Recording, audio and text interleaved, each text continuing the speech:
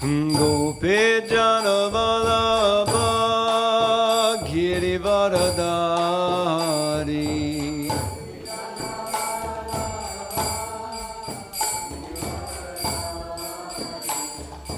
Gopi Janavalabha Girivaradari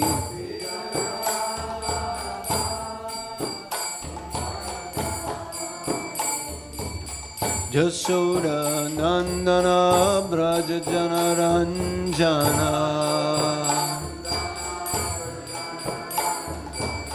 Jasoda Nandana Braja Janaranjana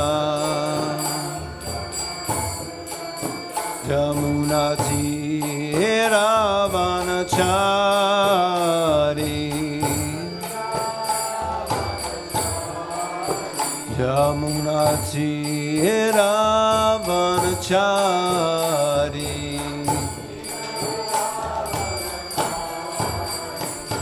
Jaya Radha Madhava Kunja Bihari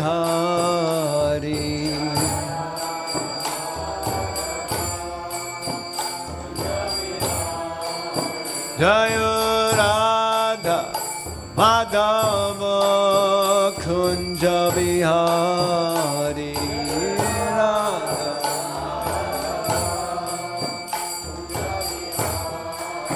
Gopi Janavalabha Girivaradari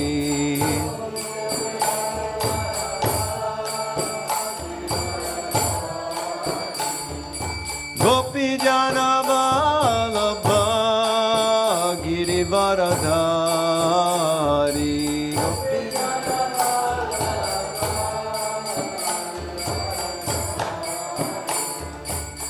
Jasoda Nandana Braja Janaranjana Jasoda Nandana Braja Janaranjana Jasoda Nandana Braja Janaranjana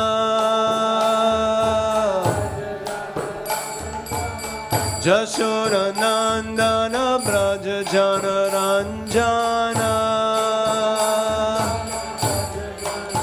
Jamunati Ravanachari Jamunati Ravanachari Jaya Radha Madhava Kunja Bihari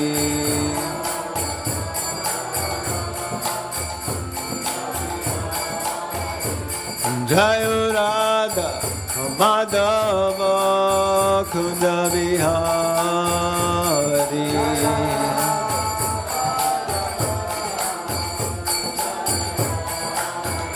Jaya Radha Madhava Kunja Bihari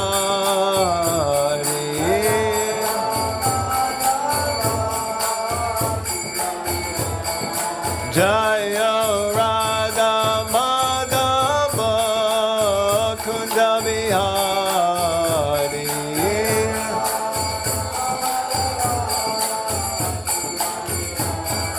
Hare Krishna Hare Krishna Krishna Krishna Hare Hare Hare Rama Hare Rama Rama Rama Hare Hare Hare Krishna Krishna Krishna Hare Hare Hare Rama Hare Rama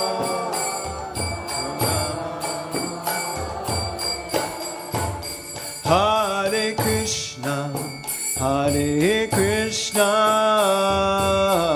Krishna Krishna Hare Hare Hare Rama Hare Rama Rama Rama Hare Hare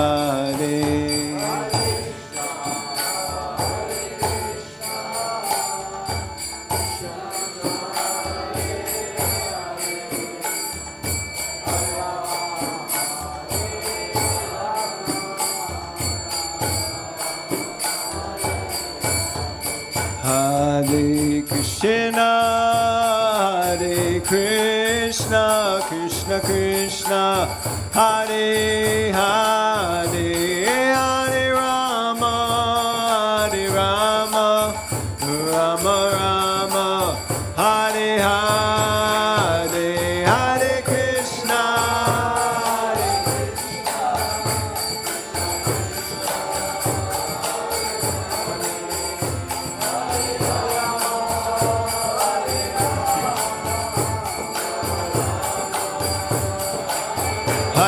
Hare Krishna, Krishna Krishna, Hare Hare, Hare Ram, Ram Ram, Hare Hare.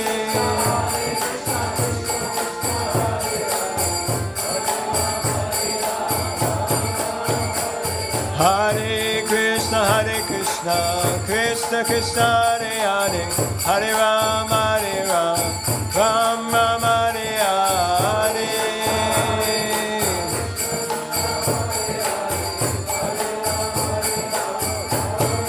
Jaya Radha Gokula Nanda, Radha Gokula Nanda, Shri Radhe.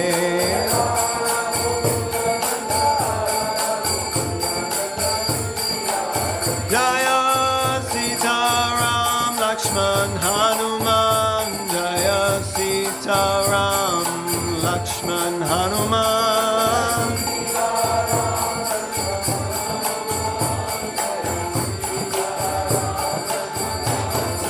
Jaya Gauranitai, Gauranitai, Gauranitai, Jaya Gauranitai.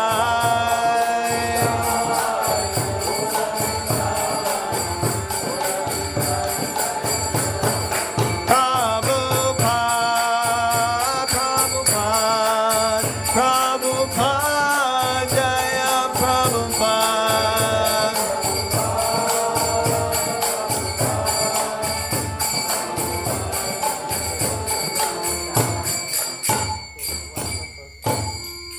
Jai Srila Prabhupada ki Jai. Jayam Vishnupad, Paramahamsa Pararajikacharya Stoita Satis. A.C. Bhaktivedanta Swami Srila Prabhupada ki Jai. ISKCON founder Acharya Srila Prabhupada ki Jai.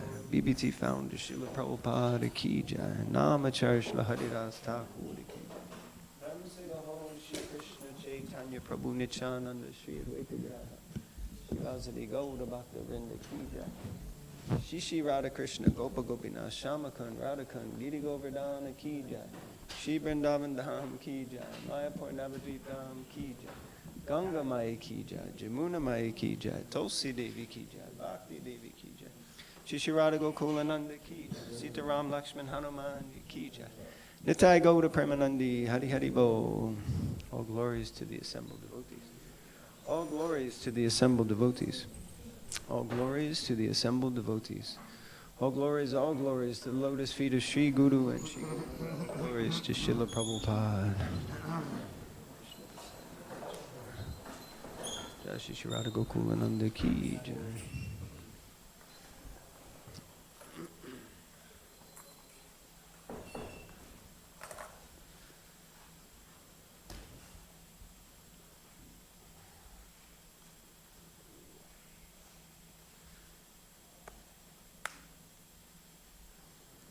Okay, Hare Krishna.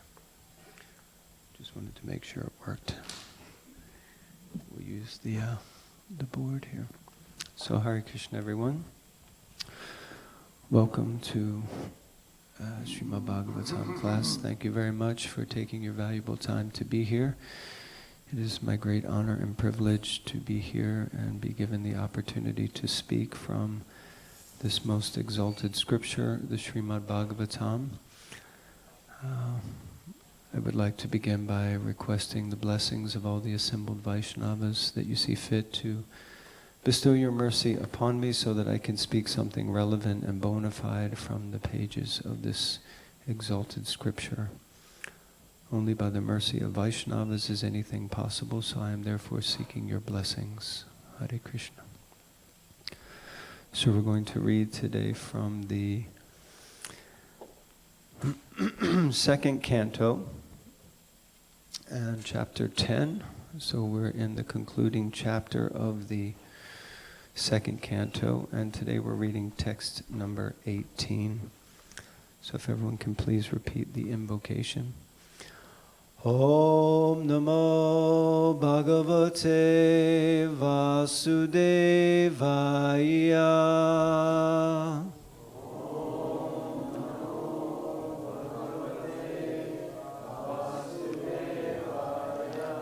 Om Namo Bhagavate Vasudevaya.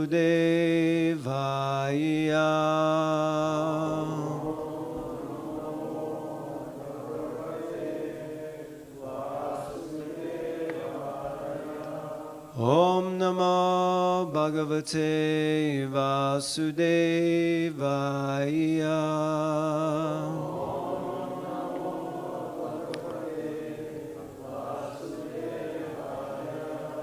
Mukatastalu nirbinam Jiva tatro pajayate Tatona naraso jagge Jivayayo digmayate Jivayayo digamyate Mukatastalu nirbinam Jiva tatro pajayate Tatona raso jagye Jivayayo digmayate Mukatastalu nirbinam Jiva tatro pajayate Tatona naraso jagye Jivayayo digamyate Jivayayo digamyate Jivayayo digamyate. Someone else would like to try, please.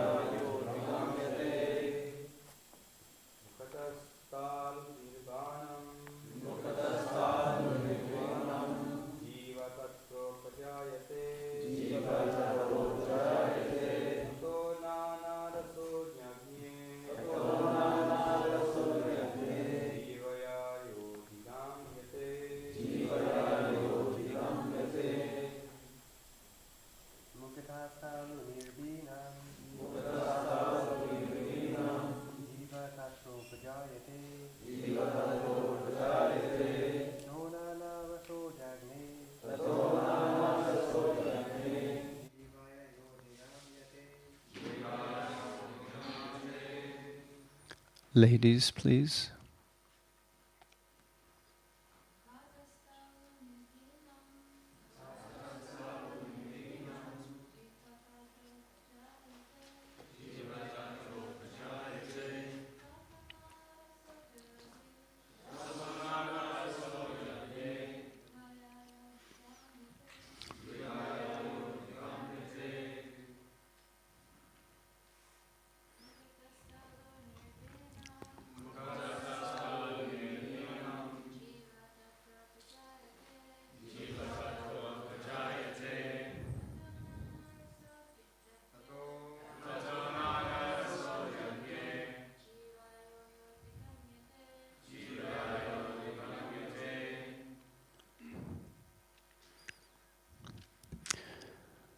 Word for word translation.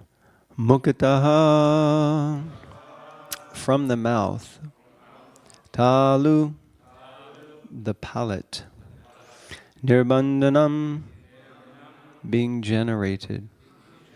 Jiva, the tongue. Tatra, thereupon. Upajayate, becomes manifested. Tataha, thereupon. Nana rasaha, various tastes. Various tastes. Jagye, became manifested. Jivaya, by the tongue. Yaha, which. Adigamyate, become relished. Translation and purport by His Divine Grace, A.C. Bhaktivedanta Swami Prabhupada. Srila Prabhupada Ki Jai. From the mouth, the palate became manifested, and thereupon the tongue was also generated. After this, all the different tastes came into existence, so that the tongue can relish them. Purport. The gradual process of evolution suggests the explanation of the controlling deities, Adidaiva, because Varun is the controlling deity for all relishable juices. Therefore, the mouth becomes the resting place for the tongue, which tastes all the different juices of which the controlling deity is Varun. This suggests, therefore, that Varun was also generated along with the development of the tongue.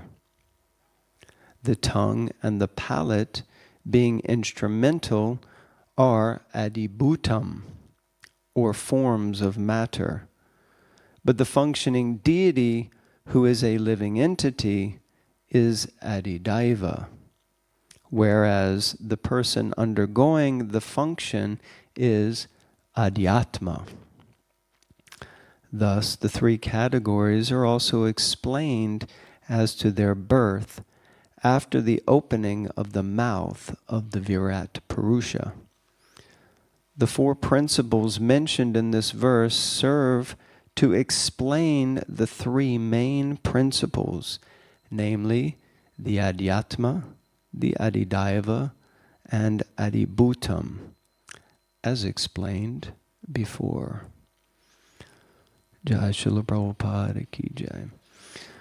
Om Gyanatimirandasya Gyananjana Shalakaya Chakshurum Militangena Tasmai Shri Guruve Namaha Shri Chaitanya Manobishtam Stapitam Gena Bhutale Swayam Rupa Kadamayam Dadati Swapadantikam Vandeham Shri Gurun Shri Yuta Parakamalam Shri Gurun Vaishnavamscha Shri Rupam Sagrajatam Sahagana Raghunathan Vitam Tam Sajivam Sadvaitam Savadutam Parijana Sahitam Krishna Chaitanya Devam Shri Radha Krishna Padan Sahagana Lalita Shri Vishakan Vitamscha He Krishna Karuna Sindhu Dinabandhu Jagatpate Gopisha Gopika Kanta Radha Kanta Namostute Tapta Kanchana Gaurange Radhe Vrindavaneshwari Vrishabhanu Sute Devi Pranamami Hari Priye Vancha Kalpatarubhyascha Kripa Sindhubhyevacha Patitanam Pavanebhyo Vaishnavebhyo Namo Namaha Shri Krishna Chaitanya Prabhu Nityananda Shri Advaita Gadadhara Shivasadi Gaura Bhakta Vrinda Hare Krishna Krishna Krishna Hare Hare Hare Rama Hare Rama Rama Rama Hare Hare. Jai Srila Prabhupada Ki Jai.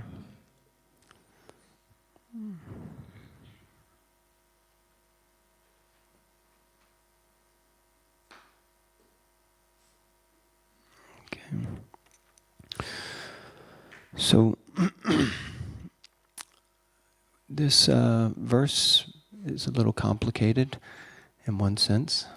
It's quite simple in one sense. The big problem for most of us is one main problem. What is that? That. This little thing in the mouth is the big problem, right? What do we say when we chant Sarira Vijja Jodendriya Taika Jiva Fale Vishaya Sagare? Right? That this tongue is very, very difficult to control. Anyone has that experience? Only one person. Congratulations, Mataji. Must just be me and you, the only ones who have the problem. And why is the tongue so difficult to control? Anyone knows? Because that's its nature. Yeah, it has its own nature, yeah. What is the nature of the tongue? Taste. Yes, very good. That's what we're discussing today. One of the functions, out of all the 10 senses, the tongue is the only one that has two functions. It's both a karmendriya. Karma means it's an activity, performing sense, and it's also a gyanendriya. It's a knowledge acquiring sense. So it is the only of all the senses that has two functions. And today we're talking about taste. And tasting is a very difficult, that is knowledge acquiring. It acquires knowledge through taste, the tongue. Or we acquire knowledge through the tongue's tasting capacity. So we know many people find it very difficult to control the tongue because they like to eat things that taste good. But often the things that taste good aren't actually good for us. Sometimes they are, but oftentimes they're not. So we like to eat, and then people have a tendency to overeat. Yes? So many years ago we had the MP of Westminster come to visit us. We gave a whole presentation, asked him, how can we serve our local community better? And as we were walking out of the building, he said, open more of your restaurants. And I said, that sounds like a bit of, into money making or something. He said, no, it has nothing to do with money.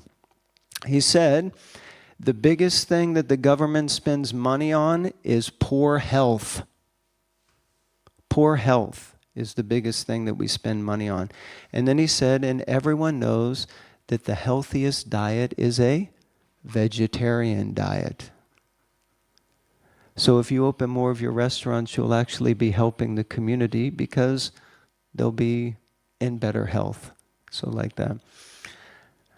Say that again? If only they knew, yes. So like this, the tongue is very difficult to control. What is the other function of the tongue? To talk prajalpa, yes, to speak all kinds of nonsense, right?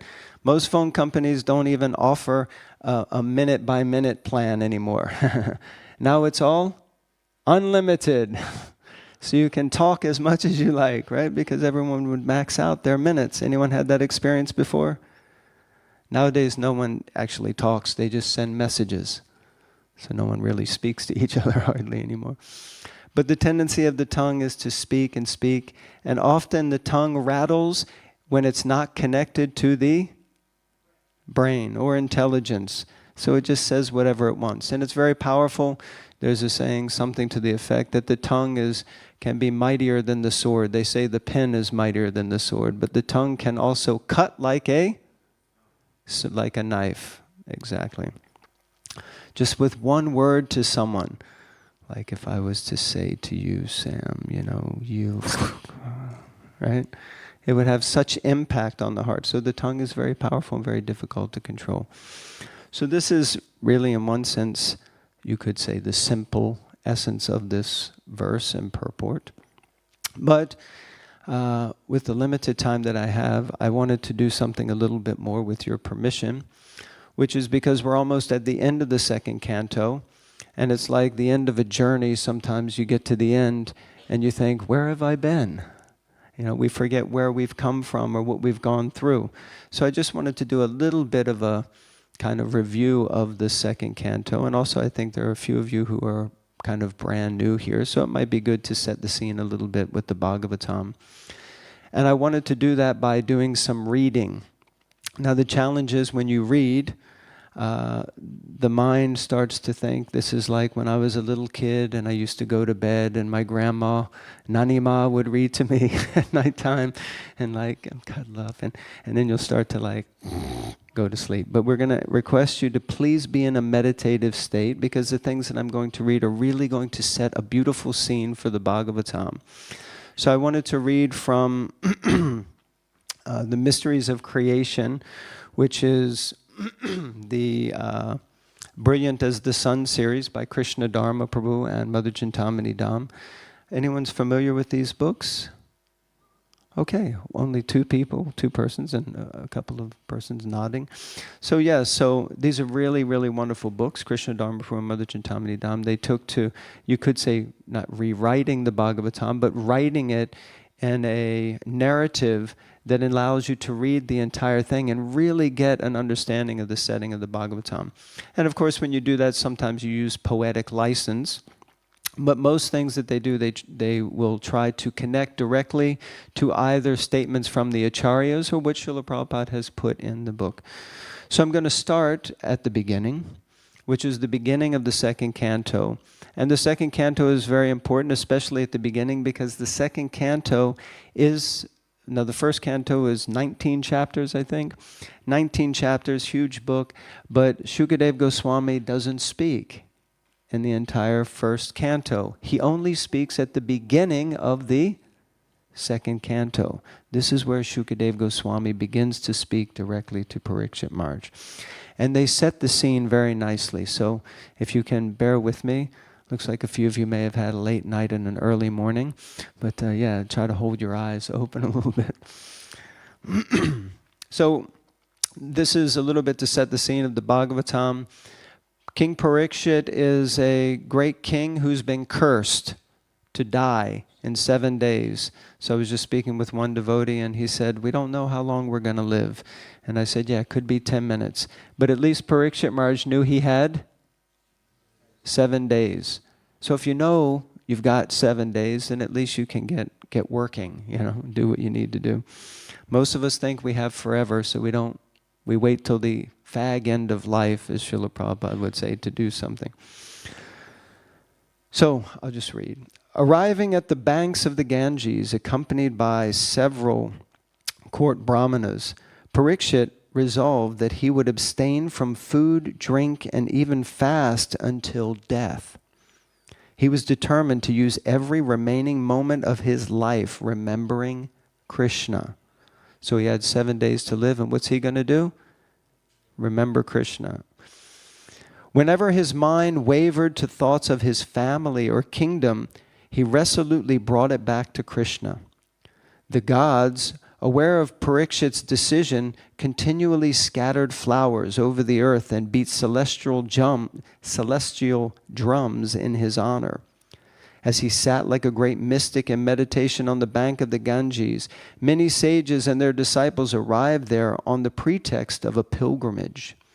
Great devotees like Vishishta, Parashara, Vishvamitra, Pipalada, Devala, Parashuram, Artishtena, Maitreya, Vyasadeva, Narada, and many others flew in through the airways by their mystic powers. They knew that saints of Parikshit's caliber rarely appeared on earth. Knowing he would soon return to Krishna's personal abode, Goloka, they were eager to see him before his departure. Great ascetics like Gautamya, Chaivana, Uttaya, Indrapramada, Idmamahu, Metatiti, Bharadwaj, and Saradwan also arrived, desiring to assist Parikshit to attain salvation. Parikshit greeted the sages by bowing his head to the ground before them. He thanked them for coming and praised their magnanimity. When they were seated, Parikshit said, "O trustworthy Brahmanas, please tell me what I should do now. Indeed, tell me the highest duty of everyone in all circumstances, and specifically for those who are about to die." So all these sadhus appeared, and Parikshit Maharaj just wants to know, what am I supposed to do? What's the best thing for me now on the verge of death? Narada strung a gentle melody on his veena. "My dear king, simply relish singing Krishna's holy names. Haribo!" Narada, let us be a little more philosophical at this critical moment, chided Gautama. It behooves us to answer this important question thoughtfully, with reason and evidence. Narada merely smiled. Turning to the king, Gautama continued, "King Parikshit, only in the human form of life can one solve the problem of suffering. Therefore, this is a most essential duty." The other sages called out in agreement. Parikshit asked, "Pray, tell me, wise ones, what is the cause of suffering and how can it be negated?" So now you have many pages, which I'm not going to read, where they go back and forth with all the different philosophies and arguments that were being presented by the representatives of those of the Sat Darshans, the different 6 philosophies. It's very long, so I won't read it, but it's well worth reading. And they've set this up, and in the appendix, they've put all the different darshans and explain everything. Because Srila Prabhupada says at the beginning, and it's explained in Bhagavatam, that first Parikshit Maharaj was asking these sadhus who had arrived, and they were all giving conflicting advice. So it's not uncommon amongst the sadhus to get conflicting advice. Sometimes the sadhus will disagree, because they're looking at things from a different point of view or a different perspective. So Parikshit Maharaj explained that he's hearing all of these things, and most of them are speaking kind of dry speculation and philosophy. But he just wants to hear about Krishna. But he's concerned to say something like, can we hear about Krishna? Because he doesn't want to offend any of these sadhus. So the debate raged back and forth for some time. Even within the different schools of thought, there were divisions.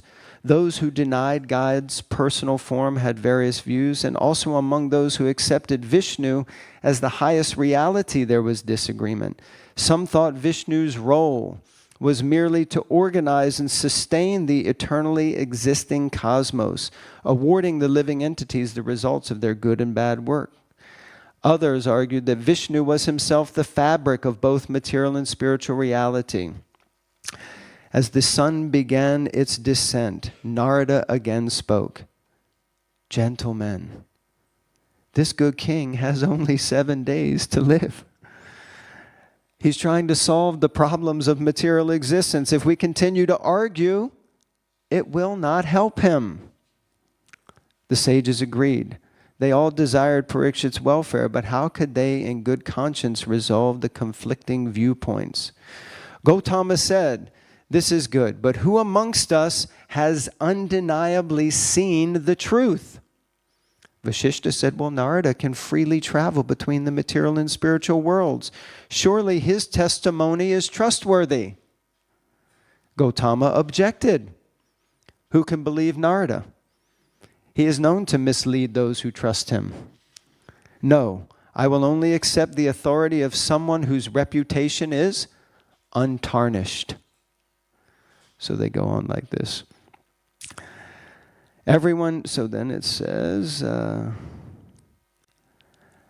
someone who has seen the truth is aloof from bodily pleasures and pains. And Bharadwaj gave his view. He must be able to explain the nature of matter, time, space, and mind, as well as the soul. Everyone concurred, but where could such a person be found? Parikshit's face darkened with dismay. Being of the same view as the devotees in the assembly, he was concerned that so many learned sages did not accept Krishna's supremacy. Jai Shri Krishna. And the importance of surrendering to him.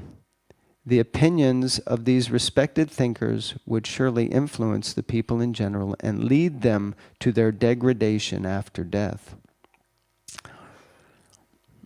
Okay, so then, just then, the sounds of a raucous laughter were heard in the distance. The sages looked around and saw a tall, naked youth walking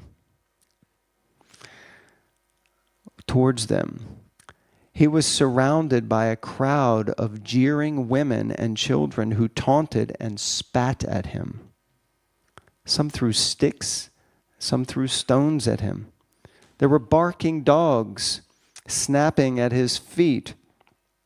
Despite this, his demeanor appeared very peaceful and unperturbed as he steadily walked towards the riverbank where Parikshit and the sages were engaged in discussion.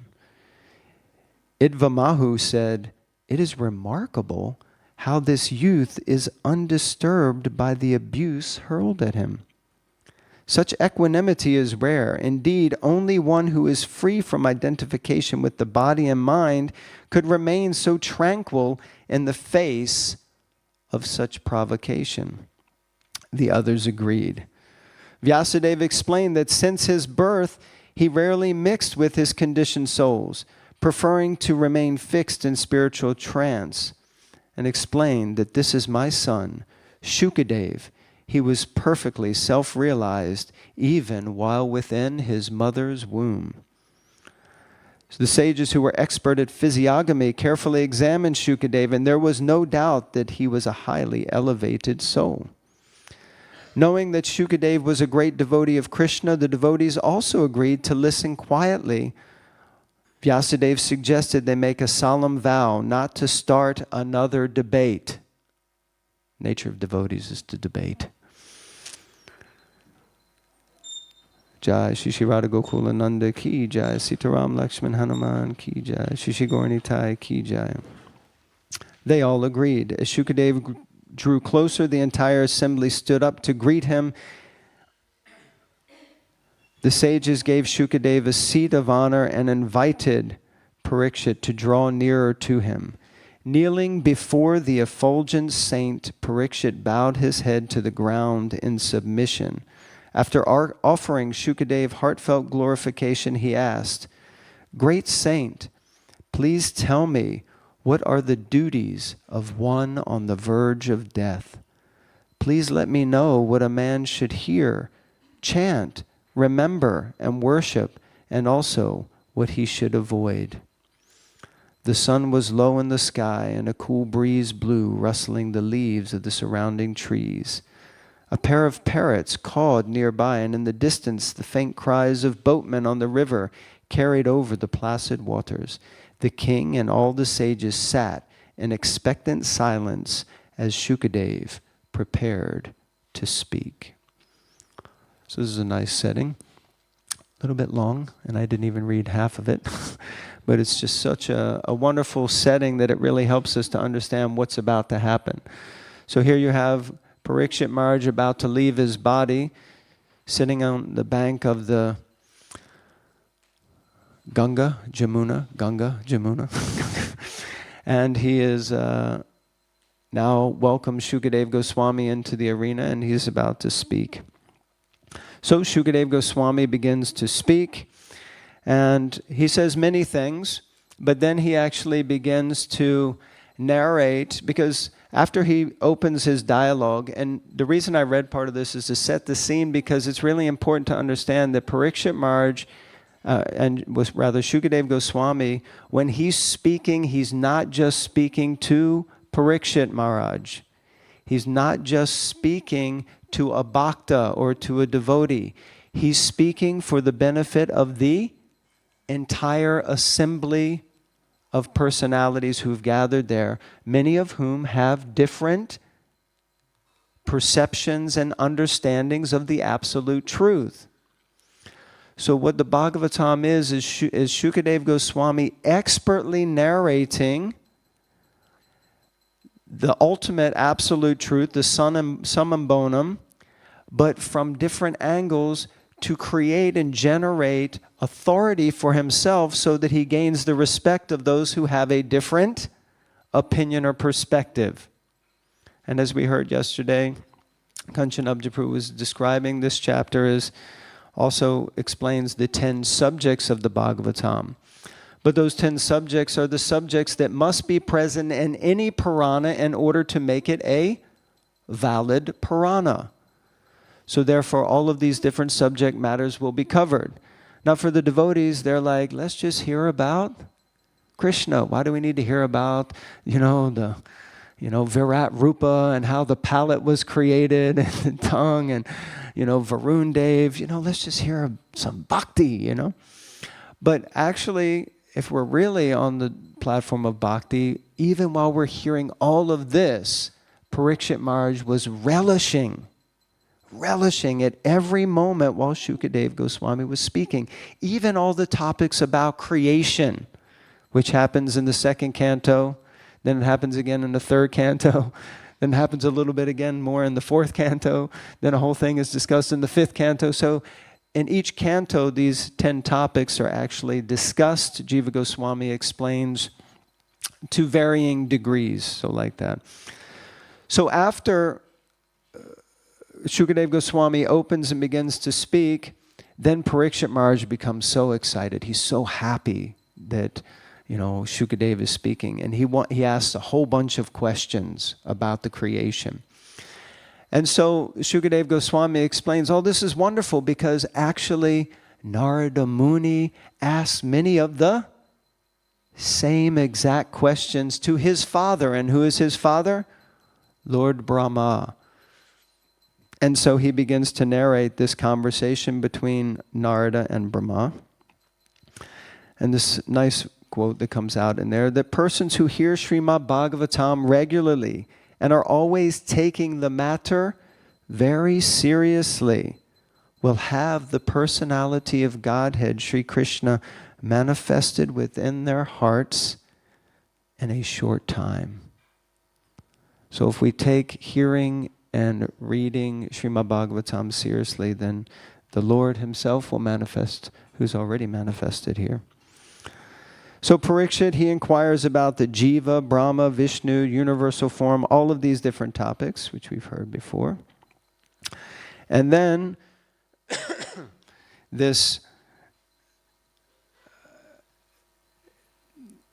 Shukadeva Goswami, because the Bhagavatam can be a little confusing also because it's a conversation within a conversation about a conversation between two people who had a conversation about a conversation. Everyone got that? Can you repeat that back to me? So we have the sages of Naimisharanya are narrating the pastime of Shukadeva Goswami and Parikshit Maharaj discussing, and Shukadeva Goswami is talking about a conversation between Narada Muni and his father Lord Brahma, and Lord Brahma narrates a conversation that happened between the Lord and himself. So it's easy to get a little lost, which is why these books, Brilliant as the Sun, they keep the narrative just on cue. So it can be really beneficial to help us get the thread. And of course, we know this discussion that went on, how Lord Brahma attained his self-realization. And in this, Lord Brahma himself asks similar questions. So we get the essence of the Bhagavatam, which is a conversation of questions and answers. So Parikshit asked the questions, and then he said, this is great because Narada Muni asked the same questions. And then when he's telling the story of Narada Muni and their conversation, he tells how actually he himself had asked similar questions of the Supreme Lord. And these were the different questions, and these questions are the essence of the questions that comprise these same questions, but also resulted in what the Lord divulged to Lord Brahma as the Chatushloki, the 4 seed verses of the Bhagavatam, which answer these questions in essence and are the essence of the entire Bhagavatam compiled within 4 verses. So these are the Chatushloki. I'm not going to read through all of these because you all know them. I'm sure you can recite them off by heart. But this is the Chatushloki. We've already read through it. So then it comes back to, after explaining all this, it comes back to the conversation between Narada and Brahma and those same questions. And Shukadeva Goswami explains that actually the Bhagavatam is the answer to all questions. So any question you have, the Bhagavatam can answer that. And he also explains that the summum bonum, which is the 10th, Ashraya, the 10th of the 10 subjects, is the highest, and all the other subjects of the Bhagavatam are simply meant to impart knowledge about the 10th, to help us to understand the 10th. So these 10 subjects here, whoops, there they are here. In the Srimad Bhagavatam, there are 10 divisions of statements regarding the following: creation of the universe, subcreation, planetary systems, protection by the Lord, the creative impetus, the change of the manus, the science of God, returning home back to Godhead, liberation, and summum bonum. And in the book Bhagavat, that Keshav Maharaj put together, this is all explained very nicely with some nice diagrams. So in essence, these are the 10 topics, like that. So I wanted to come to these, and I have 5 minutes to explain these 3 points. So anyone can tell me, you've heard these words before, some can tell me where you've heard these words before? The kleshas. Yeah, klesha means miseries. Yes. One person said to me once, after coming to a few classes at Soho Street, he met us on the street, he said, "You guys are so happy, but all your classes talk about misery and suffering, and and the material world is a place of suffering, right? Dukhaliyam shashvatam, it's a place of dukkha, distress." So yeah, the kleshas, adidaivam, or we would say adidaivik, adibhotik, and adiatmik klesha. So these 3 terms are used there, yes? Anyone's familiar with that?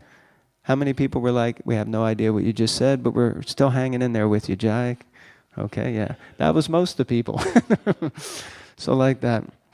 Okay, so Shukadeva Goswami and Srila Prabhupada explain these ever so slightly differently. And I'm going to do that. I wanted to read more from Brilliant as the Sun because they put it in simple terms and simple language.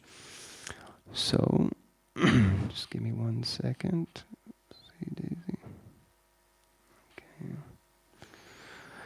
So, this is starting just before where we're reading today. The king's heart surged with joy. Shukadeva's comprehension of Brahma's teachings inspired great confidence in him.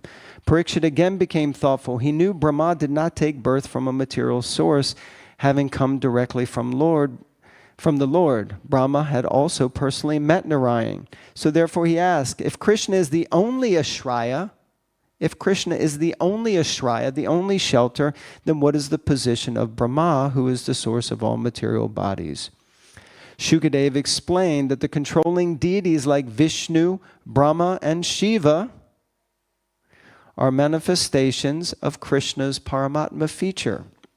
The Paramatma puts living beings in either the position of The Paramatma puts living beings into the position of either Adidaiva, a godly controller of the universe like Brahma, or in the position of a controlled living entity known as Adiyatma. So the Supreme Lord, through the function of Super Soul, will put the living entities into one of two categories, which are listed here. Either Adidaiva, which makes them a demigod, or he puts them as a living entity like myself. All of you are like demigods, but like me, which is just simply a jiva, a controlled. One are controllers and others are controlled. That which distinguishes the controlled living being and the controlling gods is simply their bodies, or adibhuta. So the bodies are adibhuta, meaning generally the material energy. So you have the living entities divided into two, controllers or controlled, and that's determined by their bodies. Adidaivam, Adiyatma, and Adibhuta are all interdependent. That means they depend on one another. One cannot function without the other two. One cannot function without the other two. However, all of them depend on the Super Soul, the Supreme Lord, who has no other shelter.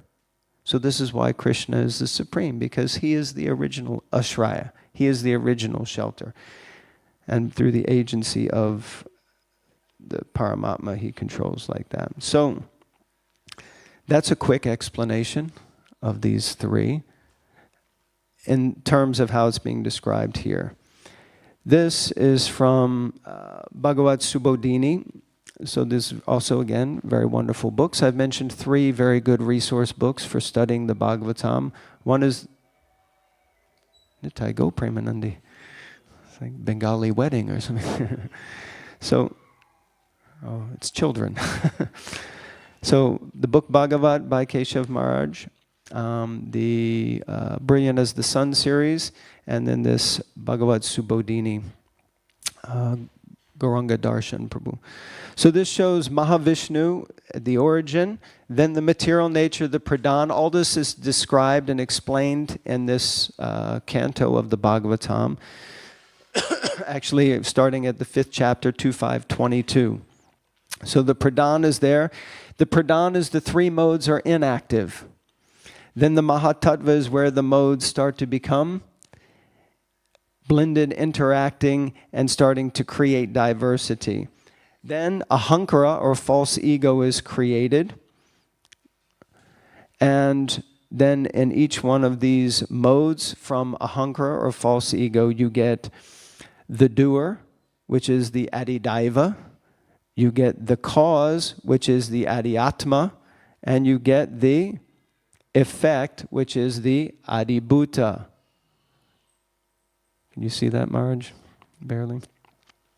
So like this, it's a little complicated, but basically the doers and the cause. So the cause means the living entity desires, right? The living entity desires, therefore the cause, in a sense, is coming from the desire of us, the living entity. So we have to be, as they say, be very careful what you wish for. The doer, it's enacted out by the modes of material nature, but there are controllers of the modes of material nature, and they are the demigods, the adidaivas. And the effect is experienced, well, in one sense, the effect is experienced in prakriti, or to the body, or to the external manifestation, so like that. And then you have these different lists here. So you have the mind and the 10 sense devatas. You have the 10 senses and intelligence and prana, which is life air. Then you have the 5 tan mantras and the 5 elements. And this is described here. So the tan mantras means that with the creation of ether, there is also sound. Or rather, sound is created, and therefore you need ether to carry the sound. Touch, and you need air. Form comes from fire. Taste from water, as we heard in the verse. And smell from the earth. So these are the different tan mantras and elements. And then you have the 10 senses and the 10 devatas who are in charge of the different senses. So for each of the senses there is a devata or a demigod, an adidaiva, who is in charge of those senses. So like that. And the tan mantras, sound is shabda, touch is sparsha, form is rupa, taste is rasa, and smell is gandha. Gandha, so like that. Okay, so then after all of this discussion, it will come to a point where Shaunaka Rishi inquires from Sutta Goswami, the sages of Naimisharanya, and he says, after hearing all about creation, I want to hear about Vidura. You mentioned Vidura earlier, way back. You mentioned Vidura. Vidura was actually mentioned in the first canto. So you can, when I read this, I think, yeah, they're like, okay, enough about creation. Let us hear some nectar. Give some pastime. Let's hear some lila. So then he says, you informed us how Vidura previously left home, leaving aside all his relatives, and that was very difficult for him. But please speak about that. Why did he leave? Where did he go? What did he do? And so that opens up for the dialogue between Vidura and Maitreya Rishi, where they have a conversation that expands over 3rd, 4th, 5th, 6th. It's 5. So it stops at the 5th. 3 cantos is the conversation between Vidura and Maitreya. And we'll be coming on to that very soon. So Hare Krishna, that's it. Please forgive me for going over time. Grantaraj Srimad Bhagavatam ki jai. I don't know if we have time for... Okay. So there's time for a question or two. Who here is completely bewildered by the presentation? Okay. Okay, no one so far. All right. Yes, Prabhuji. Ketan. Chetan, that's right, Chetan. I was thinking Kirtan, but it's Chaitanya. Okay, got it. We always... It's on, you just have to still talk loud. Yeah. We always heard about 6 senses, and this is for the first time I heard about 10 senses. Yes, very good. So this is something new. What was the 6th sense? Like touch, see, taste, hear, smell. And no, 5 senses. There are 5. There are 5 senses. Okay, you said 6. I can tell you 6 if you like. I can also tell you 10, and I'll tell you 11. You tell me which one you want to hear. No, generally it's here. We say 6 senses because it usually includes the mind, which is the king of the senses. So those senses that you just described, those are the Gyan Indriyas. Gyan means knowledge, and it means knowledge acquiring senses. We gain knowledge through sight, through sound, through smell, through taste, through touch. Yes? Let's leave the mind out of it for a moment. So the mind's off to the side. That's good if we can manage to do that at any point in life. Now there are 5 karma indriyas. Karma means activities, means action senses. And they start again with the tongue, because the tongue has 2 functions, taste and speech. Then you have the hands. They're also senses that you use them to navigate through the material world. That's how you move. The legs, feet, you use to walk. It's how we're mobile. So that's 3. And then the genitals and the rectum or the anus. So those are the 5 karmendriyas. So these senses enable us to function in the material world. So that's 10. And 11 is you bring the mind back in, and then you have 11. Does that work for you? Yeah. Okay. So you're going to be tested on that later. Karan, Prabhu, you make sure you give him that test. Okay. Anyone else? Yes. Om. Got it. Om. Does it work? Oh, it does. So you said. You have to speak a little bit louder because I'm an old man and I can hardly hear anything. So you said we were like.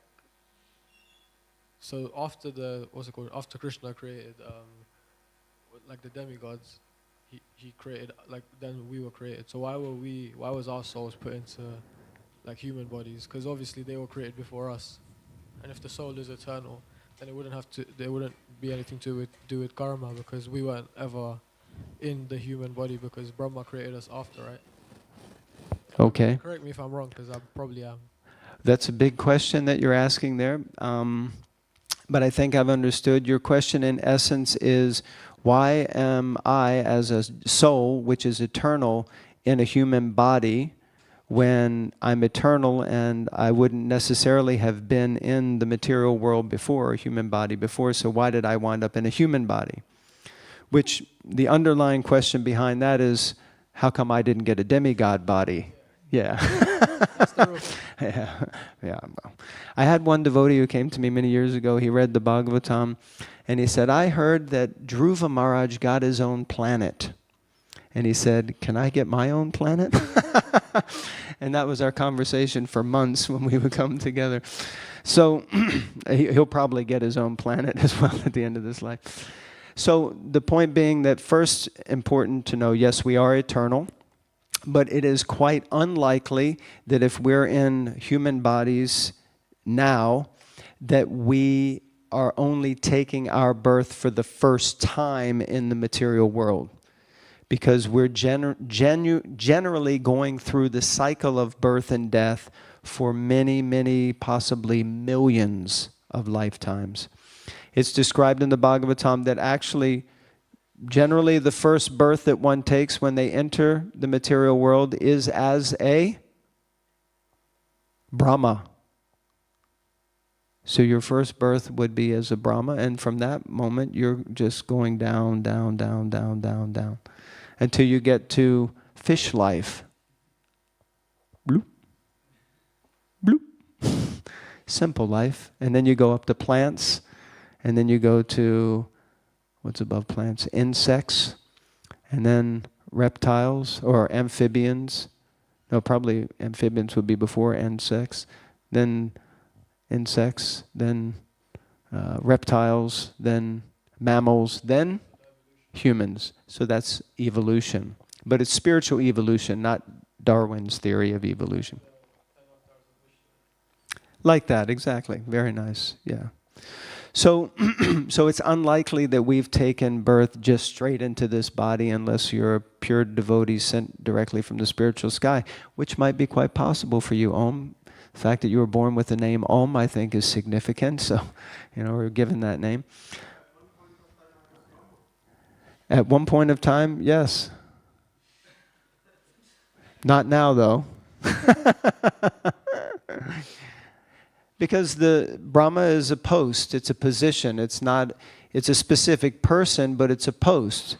The engineer of the universe, that's the post. Like Indra is a post, it's a position. All the demigod services, they're posts. They're jobs, they're services to Krishna. So they're replaced regularly by different jivas who make, you could say, advancement. But our concern isn't really to be a Brahma, because Brahma Bhuvana Loke, from the topmost planet of Lord Brahma all the way down to the lowest planet, all are places that are temporary and filled with distress. Ultimately, even Lord Brahma has to leave his body. So we want to get out of this cycle and go back to the spiritual world, to Goloka Vrindavan. So like that. Is that okay, Om? That was a, yeah. I'm controlled by the devatas, the devatas of Kala time. Yes, Nishkint. You can ask me after. Okay, that's perfect, because everyone's probably getting eager. We've gone quite over time. And there's a big controlling deity. Krishna has many forms. Deity form, holy name. But his most attractive form is prasadam. Yes? Let's get that. Most attractive form. Maximum numbers come for prasadam. And the mantra, Sarirada Vijaja. So like that. Thank you very much. Hare Krishna. All glories to Srila Prabhupada. Grantaraj Srimad Bhagavatam ki jai.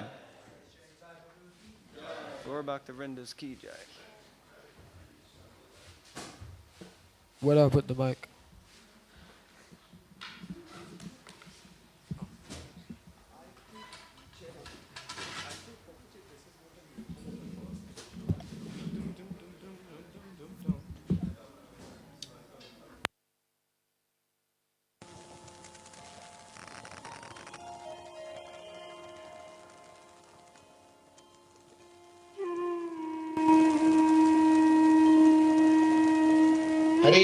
Hare Krishna, Krishna Krishna, Hare Hare. Hare Rama, Rama Rama, Hare Hare. Hare Krishna, Krishna Krishna, Hare Hare. Hare Rama, Rama Rama, Hare Hare. Hare Krishna, Krishna Krishna, Hare Hare. Hare Rama, Rama Rama, Hare Hare. Hare Krishna, Krishna Krishna, Hare Hare. Hare Rama.